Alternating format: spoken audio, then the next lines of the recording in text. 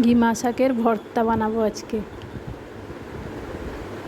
প্রথমে কড়াইতে তেল দিয়ে তেল গরমে 5 ফোড়ন দিয়ে তারপরে দুটো মাঝারি সাইজের পেঁয়াজ কুচিয়ে দিব আর কাঁচা লঙ্কা কুচি দিয়ে একটু ভাজা ভাজা হয়ে গেলে তারপরে টমেটো কুচি দেবো, একটা টমেটো কুচি দেবো, দিয়ে একটু নেড়ে নিয়ে টমেটো আর পেঁয়াজ দুটো ভাজা ভাজা হয়ে গেলে তারপর ঘিমা শাক দেবো, নুন দেবো, হলুদ গুঁড়ো, তারপর একটু ভাজা ভাজা হয়ে গেলে ঘিমা শাক দিয়ে একটু নেড়ে নিয়ে 5 মিনিটের জন্য একটু ঢাকনা দিয়ে দেবো।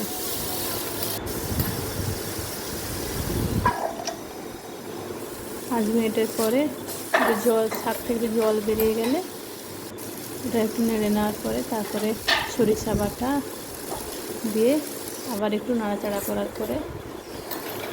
গায়ের জলটা একটু শুকিয়ে গেলে তারপর একটু সরষের তেল দিয়ে নেড়ে নিয়ে একটু নাড়াচাড়া হয়ে গেলে গ্যাস বন্ধ করে দেবো।